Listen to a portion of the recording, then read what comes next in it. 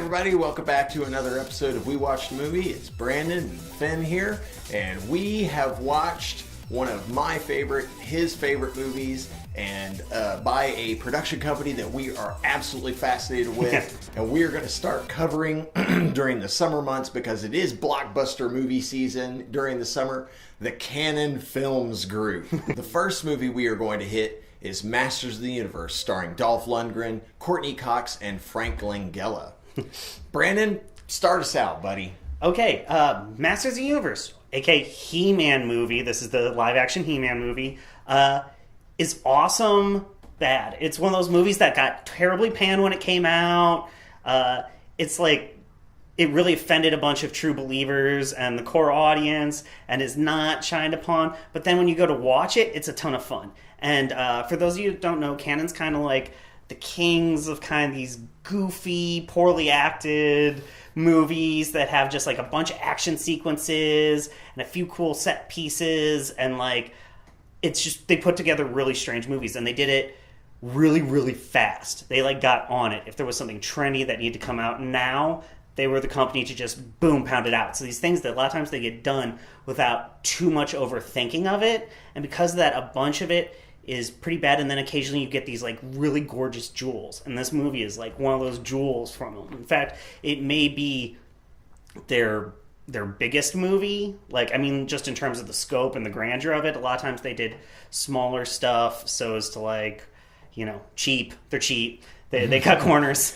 Yeah. Like, so much of the movie is about that, though. Like, it's really cool movie making because it takes He-Man very smartly and limits him very limitedly on Eternia, where the battle for the Castle Grayskull, which is the creepiest good guy castle of all time, right? Most of it takes place in like one or two rooms in Eternia, so they only had to make like one or two places in Eternia, but they look really good. And the guys from Eternia have like real good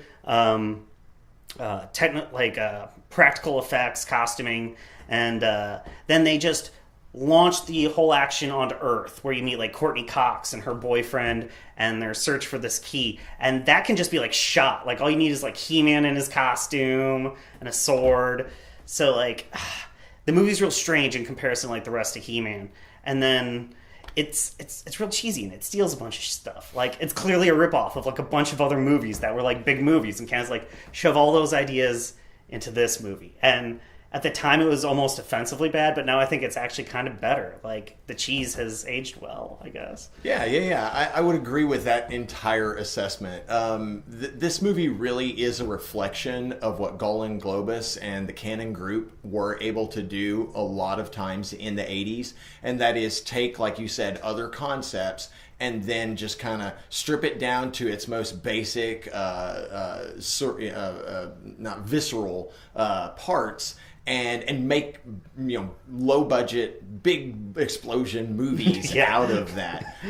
You know, this movie takes elements from the Conan series, from Star Wars, and essentially every John Hughes movie that was ever made in the 80s and puts them all together into one movie, and takes the He-Man, mythos and IP and slaps that onto it, you know. And that's essentially what this movie is. This movie would have probably been made even without He-Man and the Masters of the Universe, without that IP, I think. I think Canon probably would have done something similar to this. Right. But having bought the IP and the film rights for the IP for He-Man and getting that, I think that just allowed them to go, okay, yeah, here's where we're going to throw all these elements that we've been building up over the last few years to make this sci-fi fantasy weirdo movie, you know, and we can put it into this IP.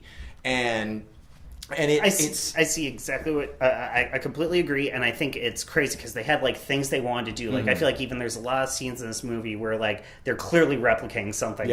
So much Star Wars stuff. Oh god, He-Man's like base set of equipment is a gun he stole from someone and a sword that he uses to reflect lasers all the time. Yeah, like anything that was going to hit him, he totally does that Jedi thing. Yeah, he does. Right. And like And there's no explanation for it at no, all. they're just like like, they don't he can- even bother. He's just like, yeah, that's something he can do. You know? They're like, of course, he's He-Man. He's Right. He-Man. He wins I think he wins every encounter. Pretty much, yeah. In this movie, like Yeah. pretty Well, much. except for when he's in chains. Okay, you but know. he gets But that's chained not in because really he gets even an encounter, Skeletor per se. like, yeah. and this is he an important gives difference. himself up. Yeah, he had to give himself up in order Yeah. to protect people, and that was like the exchange he got. Right. But like even then, he wasn't like defeated. He Yeah. like lost nobly Exactly. and like yeah. and to be fair, he like breaks free like 10 minutes Right. later Exactly. and like Not wastes even the that place long. Not because even as that soon as he long. gets like free, He he's gets like a couple of whips and then he's like, nope, I'm done with this. Oh, You dude, know? that's one of the best scenes in this movie. But this is what I'm talking about, like this crazy stuff. They have this big throne room in Eternia, and there's a scene of Dolph Lundgren just like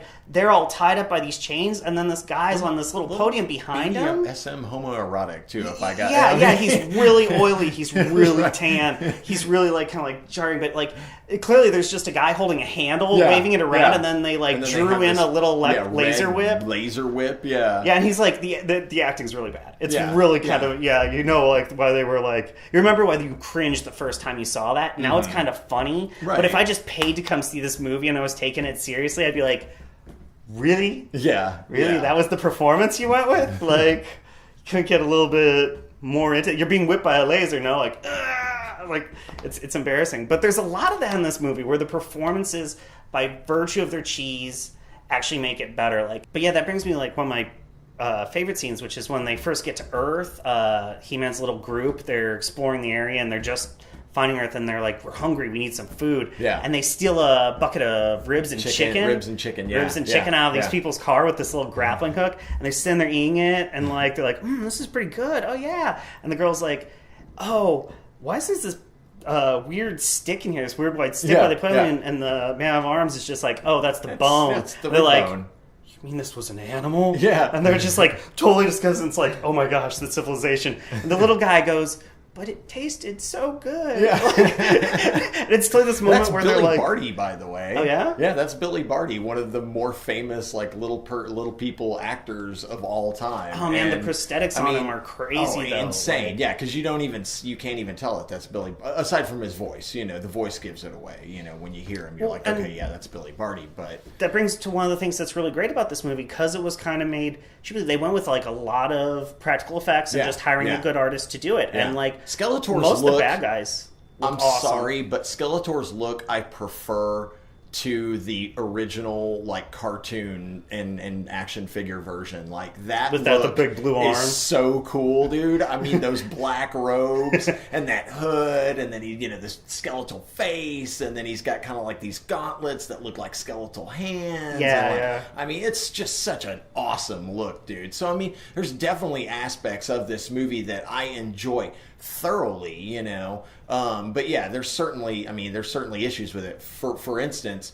just the sets themselves. Okay, let's take for instance Earth. All right, we don't get a whole lot of Eternia, and that's fine, because Right, again, right. They had to go with their budget. They had to, put the find money a where way they to like needed. make this whole movie. Yeah. Right, and they made, like you said, one set piece, the throne room, which looks amazing. I mean, there's giant statues in it. It's cavernous. It seems like it's great. Yeah, it seems massive. But like they do Earth, a great job of that. they get to this town where Courtney Cox and her boyfriend and the principal from Back to the Future 2, he actually plays a cop in this town. Yeah. Where they all live and exist. But where is this town? When you first get there, it almost feels like it's like the middle of nowhere, like it's Podunk wherever. Right, the little girl, the girl's Iowa, trying to get out or of Texas, or wherever. Could be Oklahoma. All right. But then, like, they go to the high school, and when she escapes the high school, they go down that little alleyway piece. Right. Where is that? Where are they? and, Are like- they in New York? It looks like a place that would be in New York. Yeah, you know? even the pawn shop And then- doesn't make right, sense for and a the small pawn town. Shop, right? The pawn shop How looks does like a small it should be town like need Chicago. like 80, 90 keyboards? Right. Like there aren't that many keyboard Right, enthusiasts right. per capita, It's unless like, this is it's like like a they didn't even mecca. pay attention to like what the town was supposed Yeah, to be. it was Whether just it was going in to a- be a city or a small town. I feel or it was like where is they it, could like, rent the for. I feel like they suburbs, need or- X number, and they found the free ones they could, Yeah, or the cheapest yeah. ones they could go to, and like Right. there wasn't any because like I don't think they ever really make mention Well, much of. The alleyway scene feels like it's an actual set. Like the alleyway Right. scene and certain Like that one scene, but like obviously, one's a gym, like one's a gym, yeah, like a yeah. high, like well, a yeah, school it's a high gym. school gym, yeah, it's yeah, not even, and like yeah, it's a just long straight scene. up a There's high an school action gym. sequence Right. in that It's gym where it entirely gets in a high burnt school down, gym. Yeah. like, and they just had to like rent out a high school gym. Right. Like that's the kind of movie we're talking about here. Like people in fancy Colin and Globus costumes, just gave a high school like $200 trashing and were like yeah, someone's prom, prom setup. Like they're shooting through. The girl gets away. It's terrible. Yeah. There's a point where the 4 super mercenaries they send to hunt them are like trying to kill Courtney Cox, but shooting her with lasers, and she's just like hiding behind like paper, at it. big giant paper decorations, and behind the band equipment. Stacks, right? Yeah, a couple of Marshall stacks. Marshall stacks are virtually impervious to whatever their weaponry is, because when they have the fight in the pawn shop, they just make a whole stack of them. They're hiding behind keyboards and speakers in this laser fight, and you're like, if someone had an AK, they'd.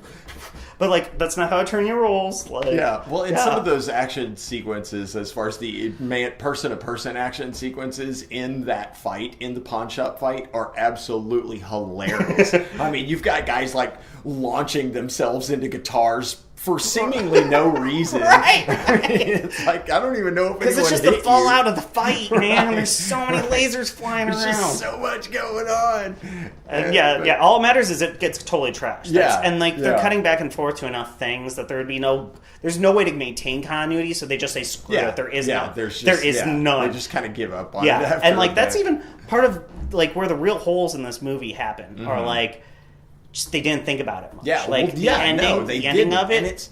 And that's what kills me is that, like, I mean, there's even dialogue in there where you're like, y'all didn't really think about what they were saying. Y'all just put some words into their mouth that sounded villainous, and then moved on, And there's a lot of, like, Evelyn has a lot of lines that you're just like, that's just something evil people, bad guys. Well, they refer to themselves as evil. Like even when at the end, when Skeletor like is kind of victorious and he gets like the power of the cosmos and turns into Golden Skeletor, which I think looks amazing. Which is also a badass costume. He's like, I'm gonna show you, He-Man, that evil is better than good, which means he just thinks of himself as evil. Literally unlike thinks of most bad guys that at least think they're doing a good thing. Hero in their own no, he's head. like, no, I'm evil. Right, I'm evil. Is that bad? Why'd you break that vase? Because it's bad.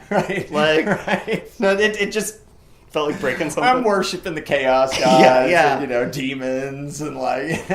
But so then he, inevitably, he just gets defeated by, really, He-Man. There's no twist at the end of this movie for it. Like, He-Man just gets his sword back, except breaks for that his staff, final scene. and then hucks him down a hole. Which I want to say, why do all these evil emperors, keep having throne rooms with holes that are super cavernous that you could be pitched down? Like, if you have all these superpowers and your one weakness is being thrown down a hole, I wouldn't hang out in a room with a 300-foot hole. That seems like bad planning. And why? Why do you even need those? Especially this one. What does it serve? What's under Castle Grayskull so deep down? Right. Is there some poor janitor down there? Body of water, because at the end he pops up out of it, and we get that tease to the sequel that never happened. Right. With Skeletor's head popping out, and he's all, Like, oh, Frank Langella, you're great. We were already planning a sequel. Right. We have a half shot, actually. We were already planning a sequel, and we all know what happened to canon, not too many years after that. It wasn't too long after that the decline of canon really began. Yeah. But that's part of why it is, because they were always teasing, so they were gathering money from. But one thing that I kind of want to talk about with that is they were almost visionaries in a way, because if you look at a good chunk of the 90s and even today, there are tons of rental movies, Redbox movies that are straight to video, straight to DVD, whatever, or straight to streaming, that they follow in that path. They follow that same kind of mindset and idea. I mean, well, I think so much. Okay, go ahead. Yeah, no. I was going to say, I think what they did was they have that kind of unrealistic film universe that they generate, right? Where guys shoot off the hip and stuff, and that became real popular in the 90s, and then you kind of have a return to more kind of grittier, more realistic, guys using guns the way you'd actually use a gun, aiming it and stuff, because they didn't want to. They did do that back in the day. No one had to aim a gun to be super accurate. That wasn't the point. And I feel like that genre where like you're like the guy never misses, this guy's real good, so these guys all fall over and die. Right. They really birthed that, and I think it's like almost and they also common, it's cliche. Some ways, like they started things that became so popular, they're cliches, and that's part of it. Is like so you're like their movies are real cliche, but like they kind of created those cliches. Yeah. Exactly. Well, and I'm going to say something that probably a lot of people are going to think is totally blasphemous, but I don't think the big summer block. I don't think we get to Iron Man and 10 years of the Marvel Cinematic Universe without Golan and Globus continuing what they were doing throughout the late 80s. Because if you look at it, Lucas and Spielberg did all of their greatest movies. They're done by 85, 86. They're done. Star Wars universe is done. The originals, the Ridge Tridge is done by 83. Jaws and all of the indie films, except for Last Crusade, are pretty much done by 1985, 1986. If it's not for Golan and Globus continuing that spirit of those kind of movies throughout the late 80s, we don't get to where we are today. We just don't. I agree, and I think they did an important jump of going ahead and go out there in front of the progenitors. Like I think Star Wars started this whole genre of movies that are like practical effects, cool. Like they showed us how to make those kinds of universes that were so rich and full. And they're like, oh, has there not been a Star Wars in 4 years? Right. That's a vacuum we can fill. We can make a Star Wars. We can make a Star Wars. Isn't He-Man the story of Star Wars? Yeah. Because, it steals so much from that. And like they were like, we can do that. We could probably bring that in. Mm-hmm. And like, if you can make a Star Wars, why wouldn't you? Right. At least give it a shot. The one last thing I want us to point out, the huge plot hole at the end of this movie, and it like almost ruins the movie. Courtney Cox's parents are dead the entire time, and that's why she wants to move out of her hometown. At the very end, she's jumping through the portal, and she yells back to him, wait, turn me back to before my parents, and like she just wakes up in her bed, right? So he was able to just do that with that machine, right? But their whole problem is that Skeletor jumped into their base without them knowing, but they can just go back in time. Right. This thing's just a time machine. They can reset history. Yeah. Just go back to that before it happened. Courtney Cox's parents like, thing, why are we going back into the throne room? It's so shoehorned. Like, why is that what we're shooting for? Right. That makes no sense. But like, we're on a time thing, but we have like a time machine. Exactly. But we have a time machine. Yeah. So like, time isn't an issue, which is what drives the entire movie. So the entire reason for the movie is just made null. Yeah. It's like no one thought hard. Right. Like the Tinker was like, I knew it could do this. I just didn't mention it till wasn't going to say anything about till a dozen gunfights later, one battle with a god. Won. Yeah. Then I'll mention, oh, by the way, it's a time machine, and we can change history any way we want. Well, that was He-Man and the Masters of the Universe, although technically I think it is just Masters of the Universe. And, until next time, y'all keep watching movies and good journey. Good journey. Hi, and thanks for watching another episode of Badger Nerdworks Presents. We watched a movie. I'm Brandon. This is Finn. Thanks for coming and hanging out. Be sure to like, subscribe, and leave some comments down below. You can hit the little bell icon, and you'll get updates when there's more videos. See you around.